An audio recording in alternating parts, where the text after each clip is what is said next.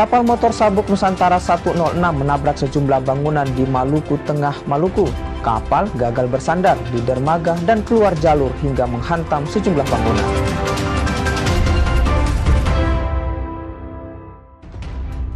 Anda menyaksikan Kompas Sepekan bersama saya Eki Muzakir. Kami hadirkan kembali sejumlah informasi penting dan menarik dalam sepekan terakhir pilihan redaksi kami. Ini dia Kompas Sepekan selengkapnya. Kita awali Kompas Sepekan, saudara. Seorang pelajar jadi korban penyerangan kelompok geng motor saat pulang sekolah di Kota Makassar. Satu pelaku diamankan dan jadi bulan-bulanan warga yang geram. Satu pelaku yang menyerang pelajar diamuk massa saat mencoba kabur dari lokasi. Pelaku yang berusia 16 tahun ini merupakan kawanan geng motor Bongkar. Mereka datang melakukan penyerangan terhadap pelajar yang hendak pulang sekolah di Jalan Muhammadiyah, Kecamatan Wajo, Kota Makassar. Korban yang berupaya menghindar mengalami luka di bagian jari tangan. Polisi yang tiba di lokasi langsung mengamankan pelaku dan barang bukti sarung parang. Polisi masih mengejar rekan pelaku lainnya. Ini pelaku berteman 4 orang, mengendarai sepeda motor 2 unit. Kemudian pelaku tiba-tiba melakukan penganiayaan terhadap anak di bawah umur yang berlokasi di Jalan Muhammadiyah, Makassar. Salah satu dari pelaku berhasil diamankan, itulah kemudian massa berkumpul sehingga kami petugas kepolisian langsung mengamankan pelaku. Tadi pelajar ya korbannya? Ya, untuk korban pelajar dengan umur 15 tahun. Hendak ditebas atau bagaimana? Menurut informasi dari korban dan saksi-saksi yang ada di TKP, bahwa pelaku mengarahkan parangnya ke leher korban. Namun korban sempat menangkis sehingga yang terkena adalah telapak tangan. Pelaku telah diserahkan ke unit PPA Polres Pelabuhan Makassar, sementara korban menjalani visum di Rumah Sakit Bayangkara Makassar. Rama Pratama, Kompas TV Makassar, Sulawesi Selatan. Dua jaksa di Kupang, Nusa Tenggara Timur diduga memeras terdakwa kasus korupsi pembangunan sekolah di Kabupaten Kupang dan Kota Kupang.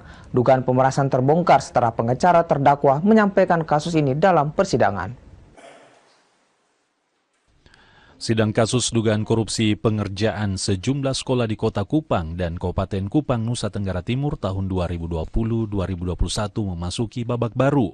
Kuasa hukum terdakwa, Hieronimus Sonbai, membuka sejumlah fakta terkait dugaan pemerasan yang dilakukan dua jaksa terhadap terdakwa. Kuasa hukum terdakwa bilang, dua jaksa tersebut memeras terdakwa dengan nilai ratusan juta rupiah. Sejak awal kasus ini terlalu dipaksakan, karena terdakwa sudah banyak menyetorkan sejumlah uang kepada oknum jaksa, yaitu A. Jaksa atas nama Ridwan Sudana Angsar, sarjana hukum, magister hukum, yang pada waktu itu adalah Kepala Kejaksaan Negeri Kabupaten Kupang, kurang lebih 140 juta rupiah, yang diberikan sebanyak 3 kali dengan cara pembayaran pertama. Jaksa bernama Noven Bulan, sarjana hukum, magister hukum, yang pada saat itu bekerja di bagian Intel Kejati NTT, juga telah meminta uang kepada terdakwa dengan akumulasi secara keseluruhan 175 juta rupiah. Atas fakta persidangan itu, Kejaksaan Tinggi NTT pun akhirnya angkat suara. Kejati NTT akan lakukan pemeriksaan lebih lanjut. Karena ini kasus sudah nanti Pak Kajati perintahkan fase pengawasan, pasti akan dilakukan pemeriksaan kepada pihak yang bersangkutan. Dari 3 nama itu kira-kira mungkin bisa mereka bertugasnya di mana? Apakah sekarang masih aktif di Kejati atau sudah keluar? Nama-nama yang disebutkan itu sudah tidak bertugas lagi di Kejaksaan Tinggi. Saya tidak tahu di mana sekarang. Karena klarifikasi dan pemeriksaan terhadap beberapa jaksa itu kapan rencana? Secepatnya, mungkin dalam beberapa hari ke depan, Pak Kajati akan memerintahkan asisten pengawasan untuk segera melakukan pemeriksaan. Untuk diketahui, kini Jaksa Ridwan bertugas sebagai Kajari Medan, sementara Jaksa Noven kini bertugas sebagai Koordinator Jaksa pada Kejati NTT. Citos Natun, Kompas TV, Kupang, Nusa Tenggara Timur. Polda Papua Selatan mengungkap kasus penyalahgunaan BBM bersubsidi untuk pertanian. 2 pelaku ditangkap. Mereka menjual kembali BBM untuk pertanian dengan harga yang lebih tinggi. Tim Reskrimsus Subdit 4 Tipiter Polda Papua Selatan mengungkap kasus penyalahgunaan BBM bersubsidi untuk pertanian di gudang unit pelayanan jasa Al-Sintan di Jalan Poros SP8, Kampung Anumkai, Distrik Tanah Miring. Polisi membongkar praktek haram tersebut setelah dilakukan penyelidikan sejak Februari 2026 lalu. Modus pelaku dengan membeli BBM bersubsidi jenis Pertalite dan biosolar di SPBU dengan menggunakan surat rekomendasi pembelian BBM untuk pertanian. Pelaku kemudian menampung BBM tersebut kemudian dijual kembali dengan harga yang lebih tinggi. Dalam kasus ini polisi menahan 2 orang masing-masing MR dan MS. Keduanya kini jalani pemeriksaan lebih lanjut. Polisi juga menyita 1.700 liter solar hingga dispenser BBM sebagai barang bukti. Para terlapor membeli BBM bersubsidi di 2 titik, yaitu SPBU SP8 dan Distrik Tanah Miring dan SPBU Salor Distrik Kurik. Modus operandi yang ketiga, pemberian kompensasi kepada pemilik surat rekomendasi sebagai imbalan atas penggunaan nama dan surat rekomendasi para petani. Kemudian yang keempat, penampungan BBM di gudang Ubja secara ilegal menggunakan 4 unit profil tank masing-masing berkapasitas 700 liter. Untuk yang kelima, modusnya adalah penjualan kembali di atas harga eceran tertinggi. Kedua pelaku disangkakan pasal 55 Undang-Undang Nomor 22 Tahun 2001 tentang minyak dan gas bumi dengan ancaman hukuman 6 tahun penjara dan denda 60 miliar rupiah. Kathleen Romera, Kompas TV, Merauke, Papua Selatan. Kita ke Kendari, Saudara. Polresta Kendari, Sulawesi Tenggara menggagalkan upaya penyelundupan LPG 3 kg. Polisi menangkap 2 orang dan menyita ratusan tabung LPG sebagai barang bukti. Unit tindak pidana tertentu Satreskrim Polresta Kendari, Sulawesi Tenggara menggagalkan upaya penyelundupan gas LPG 3 kg. Petugas menangkap 2 orang masing-masing N dan juga I. Para pelaku diketahui hendak menyelundupkan LPG bersubsidi tersebut ke daerah lain. Petugas menyita 150 tabung LPG di 2 lokasi, masing-masing di pelabuhan penyeberangan feri rute Kendari-Wawoni dan di Kelurahan Anduonohu, Kecamatan Poasia, Kota Kendari. LPG tersebut dibeli pelaku di sejumlah pengecer, kemudian dijual kembali di wilayah Morowali dan Menui, Sulawesi Tengah dengan harga yang lebih tinggi. Satreskrim Polresta Kendari mengamankan 2 orang yang diduga melakukan penyelundupan tabung 3 kg BBM gas bersubsidi yang tujuannya akan dibawa ke Morowali dan ke Pulau Menui. Nah, untuk modusnya sendiri, kedua orang tersebut sudah berkali-kali melakukan hal ini karena dianggap bisa mendapatkan keuntungan dengan membeli tabung dari kios-kios seharga 28.000, kemudian dijual ke atas kapal dengan nilai 33.000. Jadi artinya per tabung mendapatkan keuntungan sekitar 5.000. Dan hal ini hampir dilakukan setiap hari karena adanya kebutuhan di daerah lain menurut informasinya seperti itu.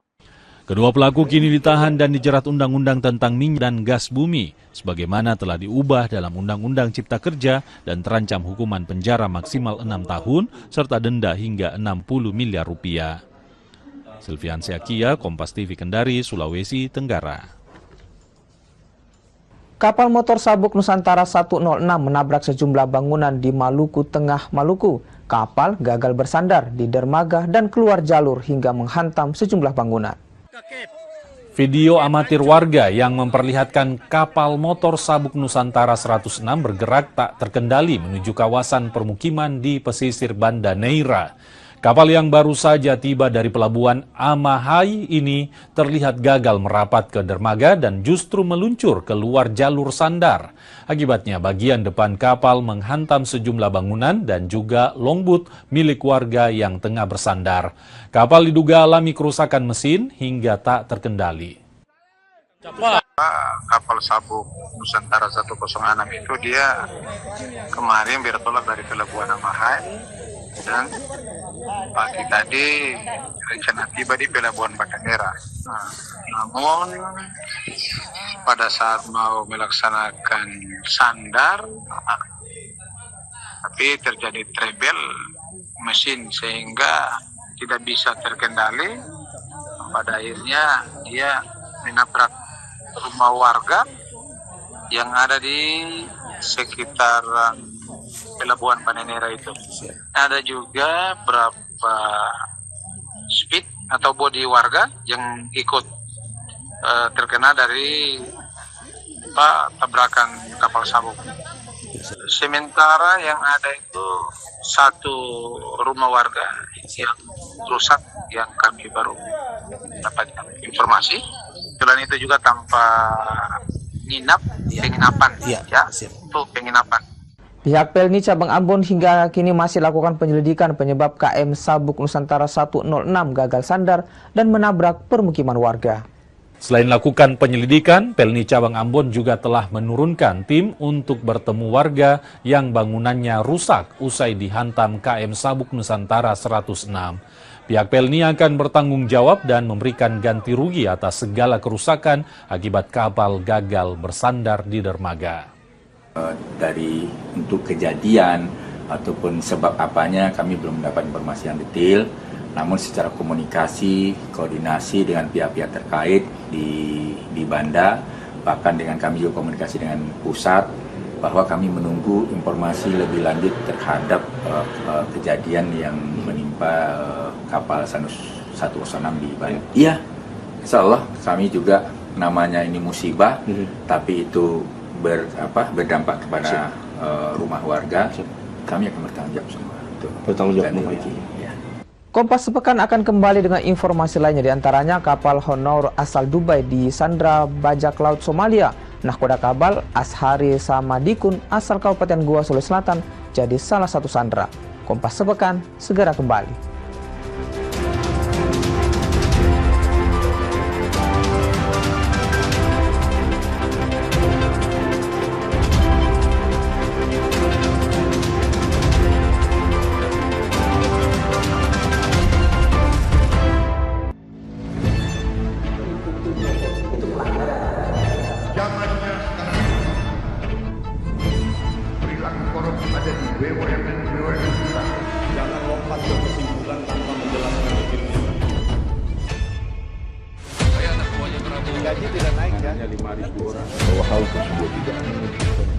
Tidak boleh. Bola Liar setiap Jumat pukul 8:30 malam live di Kompas TV.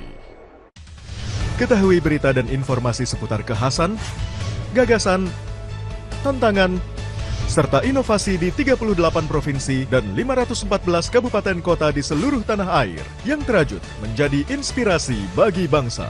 Berbagai informasi aktual dan menarik dari berbagai daerah di tanah air dalam Jurnal Nusantara.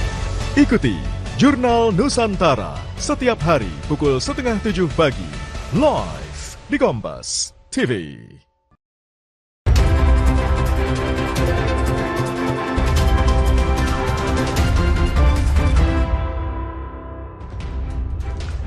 Terima kasih masih bersama kami di Kompas Sepekan. Kita lanjutkan ke informasi lain, saudara. 17 kru kapal Honor asal Dubai di sandra bajak laut Somalia. Nahkoda Kabal Ashari Samadikun asal Kabupaten Goa, Sulawesi Selatan jadi salah satu yang disandra. Kapal Honor yang membawa 17 kru disandra di perairan Somalia pada tanggal 21 April 2026 lalu. 17 kru yang disandra diantaranya 10 warga Pakistan, 1 warga Myanmar, 1 warga Sri Lanka, 1 warga India, dan 4 warga Indonesia, yang salah satunya Ashari Samadikun.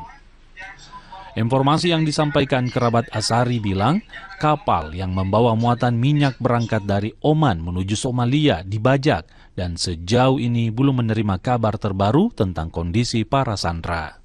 Berarti ini kapal luar negeri? Iya betul, kapal luar negeri. Perusahaan Uni Emirat di Dubai, berkantor di Dubai kalau tidak salah. Iya.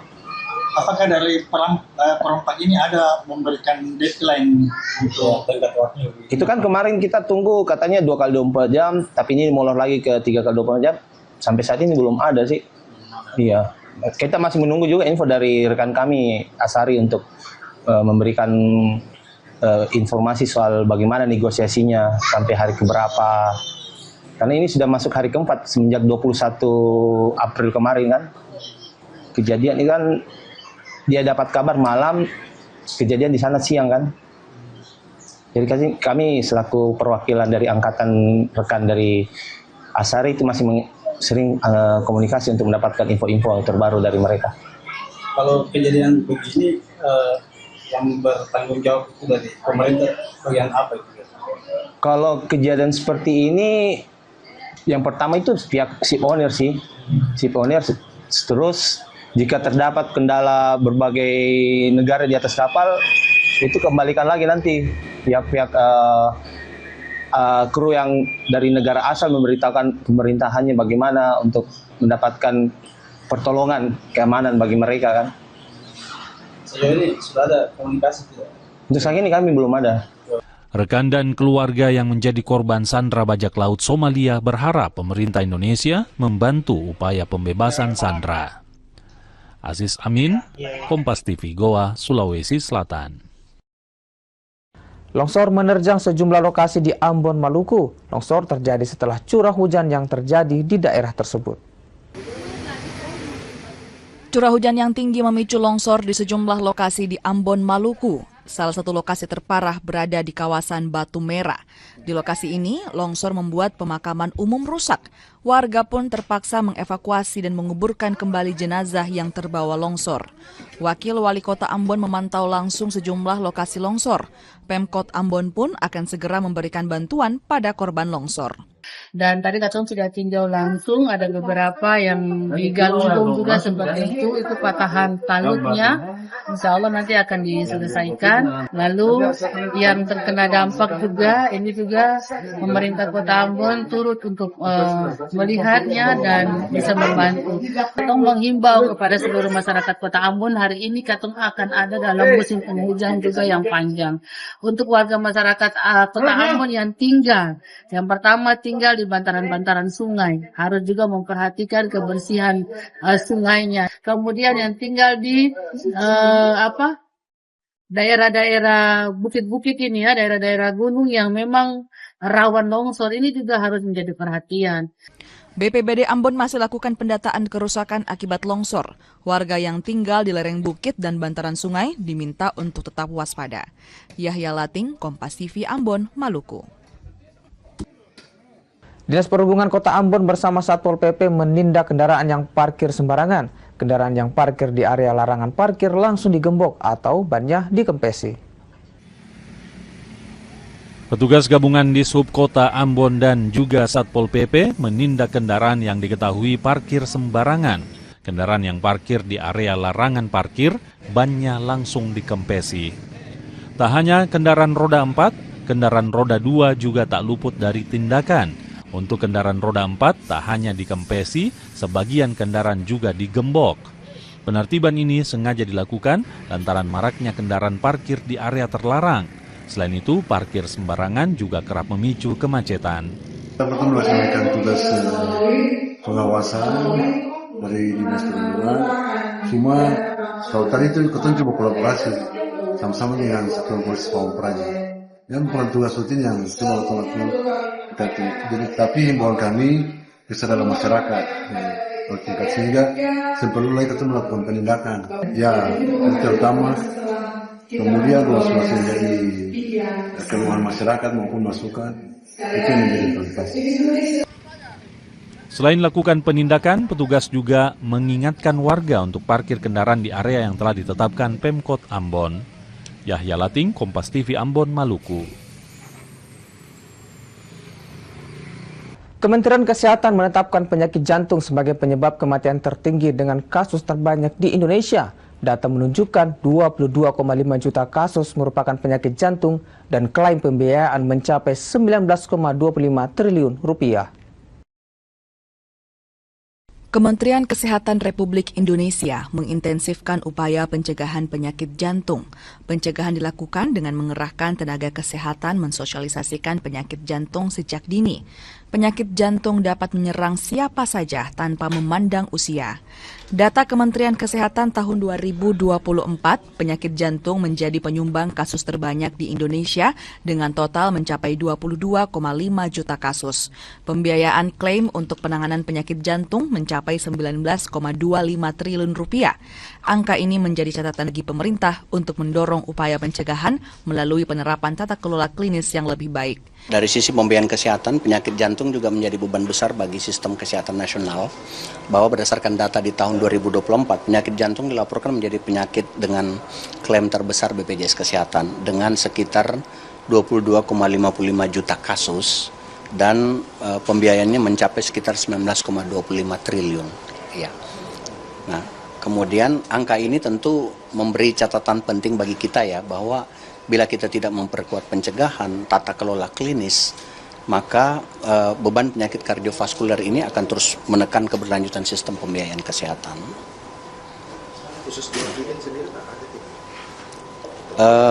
Di Wahidin datanya tentu ada, ya di dashboard. Hanya saya tidak sempat catatkan di laporan tadi. Kalau memang dibutuhkan kami akan berikan ya. Iya. Di Kota Makassar, Kemenkes menunjuk Rumah Sakit Umum Pusat Dr. Wahidin Sudirohusodo sebagai salah satu fasilitas kesehatan rujukan. Rama Pratama, Kompas TV Makassar, Sulawesi Selatan.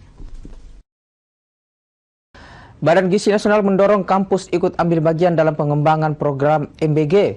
BGN berharap kampus bisa memberikan inovasi pengembangan MBG lantaran memiliki teknologi dan juga SDM yang lebih memadai. Kepala Badan Gizi Nasional Dadan Hindayana bersama Menteri Pendidikan Tinggi, Sains dan Teknologi Brian Yuliarto meresmikan Satuan Pelayanan Pemenuhan Gizi atau SPPG di Universitas Hasanuddin Makassar. Ini merupakan SPPG pertama yang didirikan PT NBH di wilayah timur Indonesia. Dukungan pun diberikan, apalagi kampus diharapkan bisa memberikan sumbangsi lebih pada pengembangan MBG.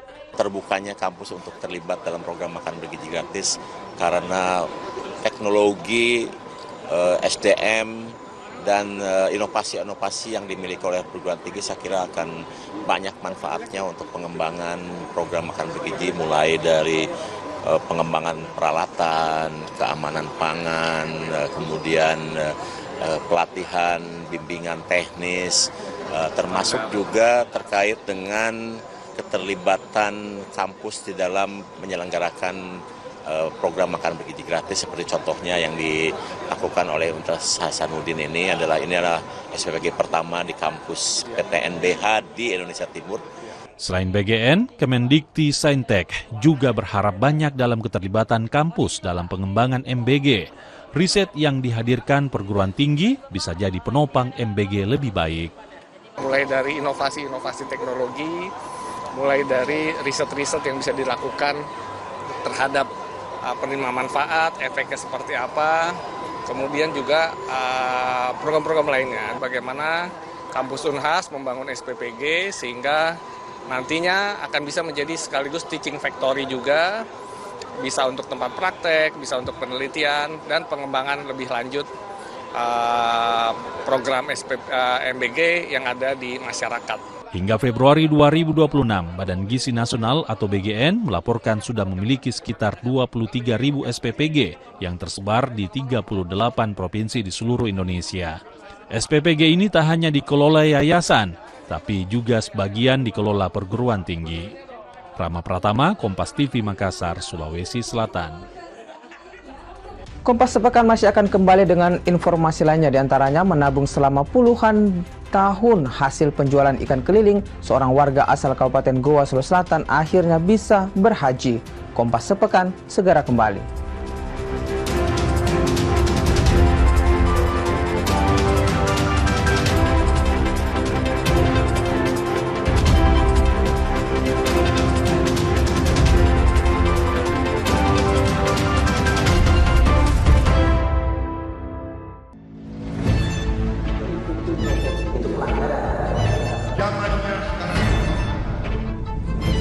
Perilaku korup ada di BUMN kita.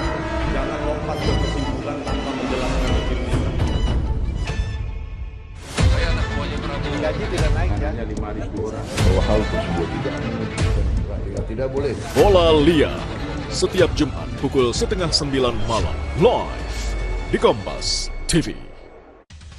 Ketahui berita dan informasi seputar kekhasan, gagasan, tantangan, serta inovasi di 38 provinsi dan 514 kabupaten kota di seluruh tanah air yang terajut menjadi inspirasi bagi bangsa. Berbagai informasi aktual dan menarik dari berbagai daerah di tanah air dalam Jurnal Nusantara.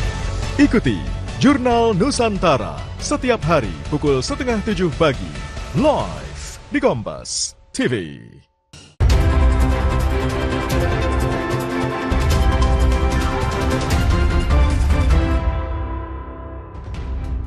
Terima kasih masih bersama kami di Kompas Sepekan. Kita lanjutkan ke informasi lainnya, saudara.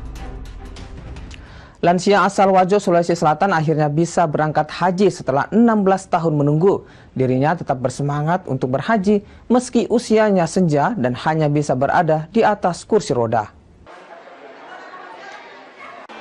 Namanya Mina Malaleng, usianya kini 80 tahun.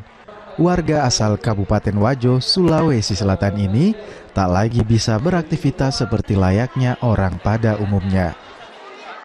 Namun semangatnya untuk berhaji tak kendur. Mina tetap khusyuk, mempersiapkan diri menunaikan ibadah di tahun ini. Mina berangkat bersama anaknya. Dirinya harus menunggu selama 16 tahun untuk bisa mewujudkan adanya berhaji. Mina sejatinya sempat masuk masa tunggu 30 tahun. Namun berkat adanya penyesuaian kuota, masa tunggunya dipangkas dan kini bisa berangkat haji. Mamaku yang terdaftar 80. Apa kekurangannya sekarang? Dia kena nyeri sendi. Nyeri sendi mungkin apakah dia nyeri sendi, yang jelas saraf terjepit, tidak tahu memang. Tidak bisa beraktivitas sendiri. Tidak bisa bergerak. Dia jalan tidak bisa berdiri. Kita dan ibu berapa tahun menunggu? Ibu 16 tahun, saya 10 tahun. Iya. Dengan bisa naik lagi tahun ini mungkin seperti apa harapannya? Saya tidak harapannya mudah-mudahan bisa jadi haji yang mabrur, doanya diterima. Meskipun saya kaget langsung belum kantor kuota, alhamdulillah kuotanya Wajo banyak, jadi saya kira belum dapat, tapi alhamdulillah langsung ada nama ya. Mina dan 393 jemaah calon haji asal Kabupaten Wajo telah berangkat ke Tanah Suci. Mereka tergabung dalam kloter 4 embarkasi Makassar. Nila Rustam, Kompas TV, Makassar, Sulawesi Selatan. Menabung selama puluhan tahun hasil berjualan ikan keliling, seorang warga asal Kabupaten Goa, Sulawesi Selatan akhirnya bisa berangkat haji bersama sang istri dan juga mertua. Tergabung dalam kloter 7, jemaah calon haji asal Kabupaten Goa, Asis Denglipung, berangkat haji bersama istri dan mertuanya. Jemaah haji 52 tahun ini berprofesi sebagai pedagang ikan keliling dan telah dijalani selama 31 tahun. Pasang surut kehidupan telah ia lalui, mulai dari berjualan ikan keliling menggunakan sepeda hingga menggunakan motor. Asis Denglipung harus menempuh jarak 30 km dari rumahnya di desa Bori Matangkasa, Kecamatan Bajeng Barat, Kabupaten Goa, ke Makassar untuk menjajakan ikan. Dari penghasilan jualan ikan, ia sisihkan 20.000 hingga 50.000 untuk ditabung. Saya seorang penjual ikan keliling. Ikan keliling, Pak? Ya. Sudah berapa lama, Pak, menjadi penjual ikan keliling? Sejak anak muda tahun 95. Sampai sekarang, Pak, ya? Sampai sekarang. Bagaimana, Pak, bisa dapat hidayah, Pak, untuk bisa naik haji di tahun ini, Pak? Tentunya diawali dengan sebuah keyakinan. Kemudian kita niatkan, kemudian ada ikhtiar. Dikala orang berniat untuk haji kemudian tidak berikhtiar, tidak mau meniatkan untuk pergi haji, mungkin tidak bisa. Apa itu niatnya? Ketika kita mau berangkat haji itu harus mendaftar. Kalau sudah mendaftar, kalau sudah niat untuk betul kita berikhtiar. Ikhtiar itu ada dua, melalui doa, kemudian melalui dengan kerja keras mencari rezeki yang halal. Kang itu istri biasa menyimpan 20.000, 50.000 kalau dapat Kak, ya. Momen paling mengharukan mengharukan Pak sehingga Bapak bisa naik haji tahun ini apa Pak? Kalau yang paling mengharukan ketika nama saya bersama istri dan mertua ini keluar nama aku bahwa bisa berangkat tahun ini. Setelah puluhan tahun menabung, Asis Denglipung bisa mewujudkan impiannya berangkat ke Tanah Suci bersama istri dan mertuanya. Arif Tirtana, Kompas TV Makassar. Kami tutup Kompas Sepekan edisi kali ini. Saya, Eki Muzakir, serta kru yang bertugas mengucapkan terima kasih atas perhatian Anda. Tetap di layar Kompas TV untuk menyaksikan program kami selanjutnya dan sampai jumpa.